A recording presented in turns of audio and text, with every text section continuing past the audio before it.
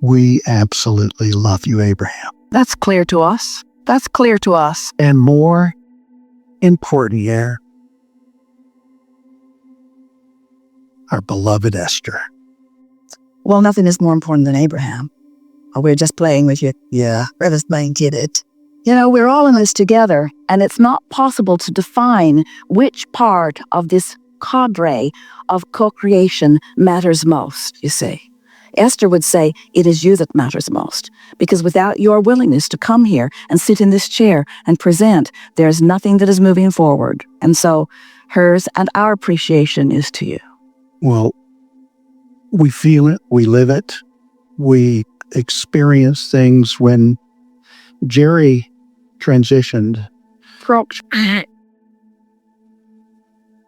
That's Jerry. I heard.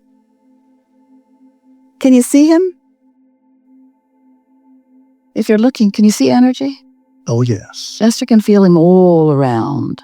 Well, And friends who see energy are sending her lots of messages that he's standing right about here. You see him? feeling. Keep your eyes open. So the first 3 days after we heard about it, I really consternated over his passing because he was so beloved to us as well. Well, don't use him in the past tense. It irritates him. Well, Jerry, Not it irritates him, but playing with you. There's nothing past tense about Jerry. yes, He was doesn't apply. He is does. yes. And as he plays with you, as we've heard, turning the lights on and off, and as I got into my pickup truck, all of a sudden, for some reason, a chime came exactly like the little dingy thing we have that brings us back. The exact tone, the exact frequency, and the exact duration of wonderful flowing sound. And I smiled and I said, "Thank you, Jerry." Oh, he'll play with you in any way you can conjure. And it was awesome. It was just awesome. And I have a question about this. If Jerry knew what he knows now before he transitioned. Oh, he knew a fraction of what he knows now before he transitioned. Okay. If he knew it, would he have left then, or would he have Sooner. It's much sooner. Much sooner. I kind of get that. It's just so clear to me. I was very involved as an active Mormon for 39 years. And it was my life. It was my focus. It was my truth and joy. I felt the spirit. I felt the energy and all of these wonderful things.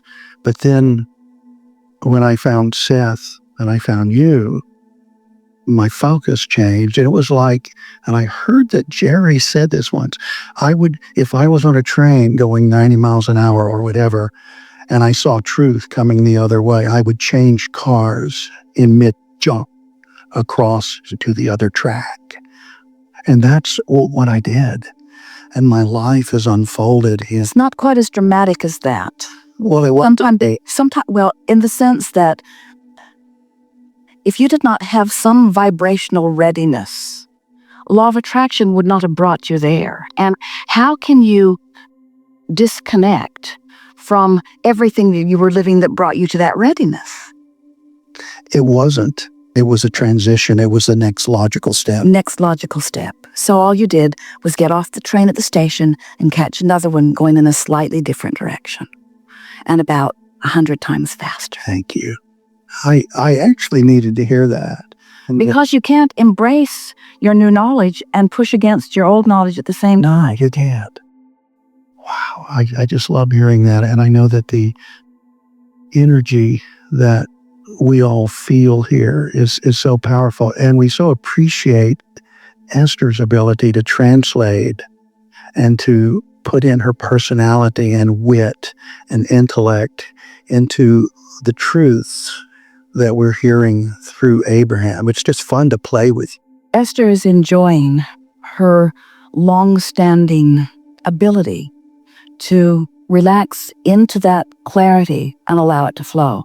And it's especially poignant to her now because it's easy for her to hear Jerry as well. Not when she's missing him. So in the missing moments, she just puts her requests in, and the allowing moments, he just pops into her experience in amusing and delightful and always meaningful ways. There is no separation between what is physical and non-physical other than what you apply through your perspective, you see. And the thing about what you call the death experience that is so hindering to you is that you are trained to view manifestations. And manifestations are the evidence that you can see and hear and smell and taste and touch. And as you begin taking greater and greater satisfaction in the core vibration that is at the basis of all of those manifestations, your life becomes so much richer, you see. It's the emotional basis. The reason that you want manifestations is so that you can have an emotional response to it. Yeah. But when you figure out how to get the emotional response ahead of the manifestation, now life's good in all of its rich unfolding, you say. Oh, it's unbelievable. The wealth, the enjoyment of our properties, all of the trips we take, all of the joy, the laughing. We actually have a house under construction, and we've had the construction workers triple insulate our master suite because we laugh so hard. I mean, we laugh over our belly laugh. Yeah, you wouldn't want to let that out. Yeah. Other things, of course, with Gigi, she's just a wild woman. But the playfulness we're experiencing with Esther now, and we so enjoyed the comment on the last CD that came where Abraham said Esther has figured out she was the chatterbox, where Jerry was the ponder and listened. But I'm in that same thing opposite. I'm the chatterbox. And Gigi just sits there and comments. And for a long time, I was thinking, boy, she's a good conversationalist. She's just awesome. Well, I was just chattering away, and she would bring in her wisdom. And about a year ago, I experienced one of the Esther moments where I actually stomped my foot, and you're going to have to edit this. A lot of contrast was happening, and she comes up with her smile and said, "You know you created this." And I said, "Bullshit. I did not create this effing thing, and I know I didn't." And then, Because I would not create something I do not. yes, that's exactly what I said. And I came to a You need more inhalation in that room. yes, I was telling the workers just that. I mean, we've actually had some sound tests. But it was the reality of hearing all the tapes and experiencing this, and I actually heard myself saying that. What's up with that? What's up with that is that the more you expand, the more uncomfortable it is in any moment that you're not allowing the expansion.